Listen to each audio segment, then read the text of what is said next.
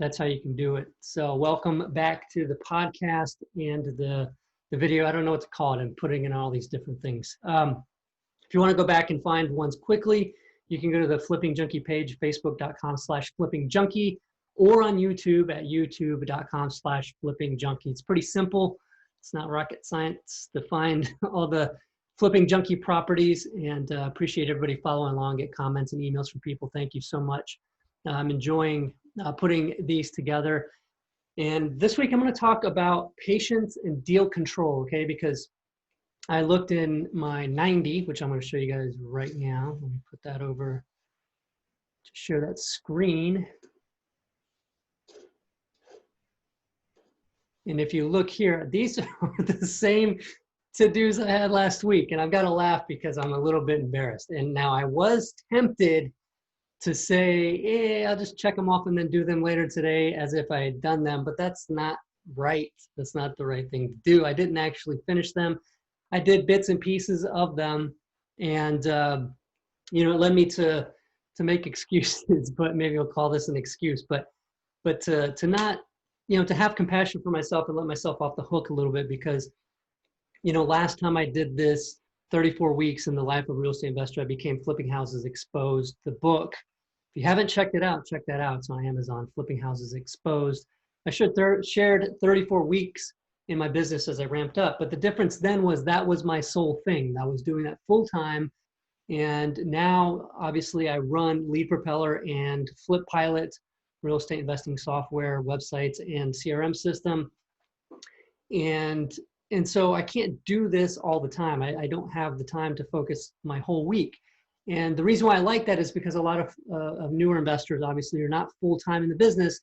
And so it's good to be able to see that and maybe not pressure yourself so much as well. So I'm going to use this as a learning experience and not, beat myself up too much for not getting all the work done. But it does help me to realize that, maybe, finding help for these tasks like this sooner than later, I definitely want to do, because cold calling sucks. I hate it. I don't like doing it. I will do it for a little bit, because as I've been over here, my to-dos in 90 is what you're seeing. I'm doing this in 90. If you've never seen that before, it's 90.io. And the guys that, Gino Wickman that wrote Traction, which is a great book on business processes and running your business and working more on your business. They built the software for the meeting structure and the to-dos and all that kind of stuff. So if you'll see, I showed you last week in week 3 that I was going to call probate prospects. I was going to skip trace the remaining Driving for Dollars addresses that I have. I think I have about another 40 of them, and then call some of the Driving for Dollars prospects. I called probably half of the probates, but then also received some new probates, so I'm getting a little bit behind on that. But the reason why I'm not just hiring that out from the get-go is because it's been a long time since I've done that. And I want to work through what it's like to call somebody and talk to them about selling a house that an estate might have, right? Because that's it could be a touchy subject, right? And I've talked to a couple people and they were fine. They didn't seem real concerned. Now, I do make it a point not to sit there and say, sorry for your loss and my condolence, all this kind of stuff, because they know you don't know them, and they're going to question how much you actually really care. So it's best just to get to the point and let them know, look, I buy houses. I want to let you know about that option. If the estate decides they would like to sell the property or get a cash offer even, so that, the money can be dispersed, you can sell the house as is. I would love to make an offer to buy the house. And just keep it simple like that. Let them know what the service is, the benefit to them. And don't sit there and say all of this stuff to try to convince them that maybe you care or that, you've got a bunch of empathy for them, because I don't know that goes over well. If I, had lost somebody and somebody was calling me about that, I could see that that's sort of just a tactic, and that's not, like, I would not appreciate that. Again, the other, week I talked about not making assumptions of what people might think or whatever, but in this case, with the death of somebody, probates, right? Some probating a will, and the estate might have a property they need to sell. It's still just best to just go in and tell them what you're doing, right? So what I do is that. And the process of making a call, if they don't pick up, leaving a message, and then all that kind of stuff of what do I do then, right? If I wasn't able to get a hold of them. I put them in FlipPilot, my FlipPilot account, and then put a reminder to call them again. If I don't get them, they're going to go into a mailing, just like I was doing for Drive for Dollars. So if you missed the Driving for Dollars one, go back to last week. It was week 3. I actually walked through that process of putting that in FlipPilot and showing you how I'm doing that, okay? So this week, I'm going to make more calls. And I'm going to look at that process and be thinking in terms of, okay, if I bring somebody on to help me, what are some of the gotchas? What are some of the situations that I got into as I got into these phone calls that I want to make sure that I have something there for whoever takes it on to know how to handle, right? Because if they're coming across situations that you never handled before, they might just be skipping over them and not even telling you about them. So it's best to create these processes by having done this yourself at least several times, okay? And so that's why I'm doing this again as well, to cover some of those situations and, you know, to answer some of the questions that people might ask me. And honestly, it's been a long, long time since I've, you know, talked to somebody about helping them out with probate. And if they have questions about how that all works, I'm probably going to have to reach out to somebody as well to get some of that info, but I'm prepared for that, right? I'm just going to tell them, look, I'll find out and get back to you, okay? I'm not above, you know, like making people think that I know everything. I'm not going to do that. I'm just, if I don't know the answer, I'm going to tell them I do not know the answer. I will find out and get back to you, okay? So there's that. So if you're doing this too, you're making calls and people are asking you, or you're worried about making calls because you're afraid somebody's going to ask you something you don't know the answer to, just tell them you don't know the answer. Who cares, right? Like, you know, I think that's going to go a lot longer for building rapport, a lot further for you to build rapport than to act like you know something that you don't know. I think people smell that from a mile away, and it does smell. It stinks pretty bad. So I will be working on these this week. Okay, I did get a, let me see, let me show you my, that's my to-dos. Let me go into my data. Actually, oh, it's right down here. Okay. So my KPIs for the week, new motivated seller leads, I did get one. I went to the appointment. I made the offer. We negotiated. We're still sort of negotiating. I'm more following up now because we're pretty far apart, okay? I went and saw the house, and I want to talk about that too, because I went and saw this house. It didn't need a whole lot, but in order to do the fix up to sell it for top dollar, I know that if I went in and I did something like paint all the walls and replace the flooring, that some of the cabinets, the countertops, the appliances, a lot of that stuff are going to look bad. They're just going to, they don't look so bad right now because everything's got a little bit of a tinge of filth on it. And if you do those other things, sometimes you end up having to replace those other things. So as I went through, I realized, hey, even though this is kind of livable, I can maybe sell this as is. If I want to get top dollar on this, I think it was worth it to do the work that I would have to do a lot of stuff on it. And so I think my repairs came out to like 30K on this house.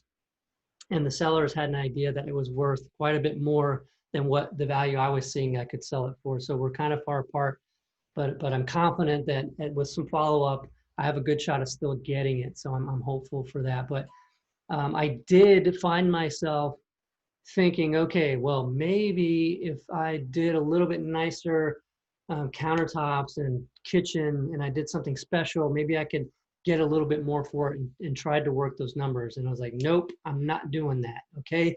This is a trap a lot of us fall into. Even experienced investors will fall into this, trying to manipulate things to make things work, to get closer to what the seller's asking to make the deal. And we don't want to fall into that, right?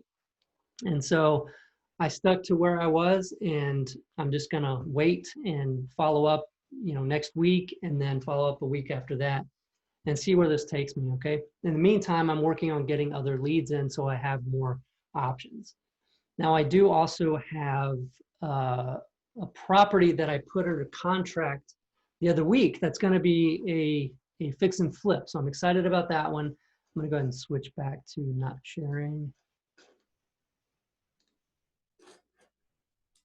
and talk to you this way. Okay, so the one I put together the other week, I'm closing on actually on Wednesday, so I'm super excited about that.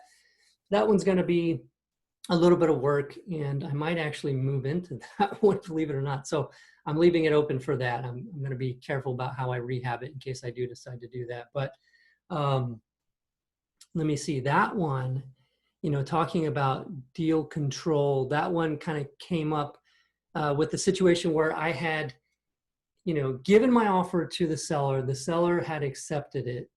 And then it was just a matter of getting the contract, right? And so we were trying to get the contract together. I'd send it over, and then the seller called back and said, I prefer to use a state of Texas contract. One's used by the Texas Board of Realtors. And I said, okay, that's fine. Just go ahead and send that over and we can get that all signed up as long as the terms are the same. So, well, I'd like to use my realtor. And so immediately I thought, oh crap, like here comes in this other person, that's gonna maybe, get this all messed up, right? And so my first mistake was to sit there and think that, because I'm making an assumption again, right? And typically what we're thinking about, we're gonna end up getting. And so, when I got that call from the realtor, that's what happened. The realtor started saying, I need to see proof of funds, I need to do this, I need to do that. And I had to politely tell the agent that I wasn't jumping through hoops. We're gonna close, within less than 2 weeks. And, let's just get this contract signed and move on. And so it stopped the request, but she had to go back and talk to the seller. And so I also talked to the seller and worked out something to control the deal still, and just told him I'd give him some more earnest money to make him feel more confident, and then we don't have to jump through all these other hoops. And so we did that to make that work. Okay. So sometimes you do have to put your foot down if somebody's bringing somebody else in and they're starting to negotiate and do things like that. And it's like, well, we already kind of negotiated. So let's not, bring somebody else in that's going to try to, make themselves useful by negotiating for the seller when that's already been done.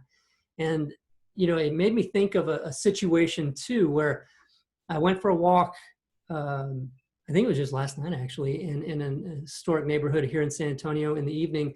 And I walked by an intersection. I said, oh, I remember that house. I wholesaled that historic house, man, probably like at least 8 years ago. But there was a story with that.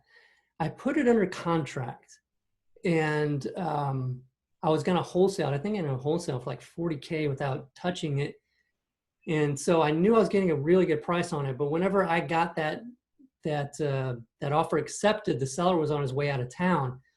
And so I was anxious about him getting back so we can get it under contract and everything. And whenever he came back into town, he said, well, I'd like to have this signed at my attorney's office. I said, okay, well, I mean, I can't tell you not to do that, so sure. And then he said, the attorney's office, the attorney actually lives right across the street from that house that you're buying. I was like, oh man, so here's an attorney that likely has money, is going to see how much I'm paying for it and would maybe love to throw a wrench in that deal. Who knows, right? So I was really nervous about that, but I couldn't tell him no. And so I got to the attorney's house the next morning to sign this contract. And of course, the attorney sat back, he crossed his legs, and he had a yellow legal pad with a whole bunch of stuff on it. I was like, oh, crud, here we go, right? And so he starts going down and like, naming these things that they want. And again, I had to stop him. And this was not an easy thing for me to do, but it's like I saw what was happening. Sometimes this control will switch, and then next thing you know, you got all kinds of problems because you didn't put your foot down and were too afraid to lose the deal. So as this attorney started going down these points, I think number 3, I had to just stop him. I said, look, I appreciate what you're doing. I appreciate that you represent the seller, but we've already negotiated the terms of this contract. I'm here to simply sign this contract and get it closed. And so, I appreciate what you're doing, but I'd like to just sign. If the seller wants to sell, we can sign and we can move on and we can move forward with this. Otherwise, I guess we'll just part ways. And that was not easy for me to do, especially with a straight face, because I knew I wanted to do that deal. And so the attorney said, well, let me talk with my client who was there. And I went to the backyard and walked around, and I was sweating bullets. I was just like, oh man, what have I done? Like, this could be like a major disaster. And other people experienced watching this might, say something that would be a smarter thing to do, but it worked out. I went back in and they were ready to sign, and I didn't have to change the terms. I didn't have to lose any ground. And so sometimes that makes sense to control the deal, but definitely don't go into a deal thinking that you've got to have it, you got to do it, because then you start giving concessions and making mistakes. And I came to mind today to do this talk. I didn't really have a whole lot planned, and I like it better that way because the things that come up during the week is what I want to discuss, not having a plan of something to teach. I'd rather just, talk about what I'm going through, what I'm thinking through, the experiences, and sharing those with you. So if you're enjoying that, that's what I'm doing every Monday at 3 o'clock Central on Facebook. Go to facebook.com/flippingjunkie. Of course, you can join the Flipping Junkie Facebook group as well. Those go into there as well. And if you're enjoying the podcast, listening to this podcast, please leave me a rating and review on iTunes. Really greatly appreciate that. I took some time to read through some of those today. I was looking at those, and man, I appreciate you guys so much, and appreciate the kind words and all of the thanks that you've given me through those ratings and the reviews that you leave me, those heartfelt messages. And the fact that a lot of you are leaving, a whole paragraph or more really, makes me feel great. It's really awesome. And it makes all this tremendously worthwhile. And so thank you so much for taking the time to do that. It means so much to me. And so thanks a lot for following along, everybody. And if you also just want to find out a little bit more, go to flippingjunkie.com/follow along. And there's more information about why I'm doing this, what I'm going through. If you haven't listened to the podcast in a while, you can get caught up there. So thanks a lot for joining me again.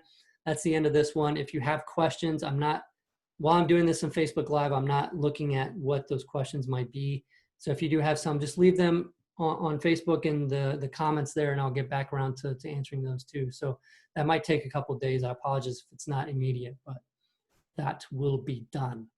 And wish me luck in actually making all these calls this week. It's a lot of stuff to do, but I really want to find more deals. And I do have to say too that having a rehab already going and then starting another one come Wednesday, it's going to be quite a bit on my plate as well. So I'm not trying to kill myself in this. I'm just trying to, really enjoy the process, and whatever deals seem to come my way, awesome.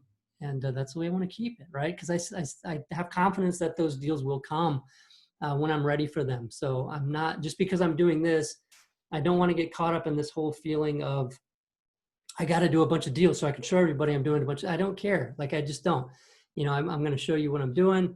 And, what I mean, I do care about showing you all this stuff, but I don't need it to be something where I'm just growing this massive business. It's not what I'm out to do. So anyway, everybody, have a great week. Thanks so much for joining, and we'll talk to you soon. Bye.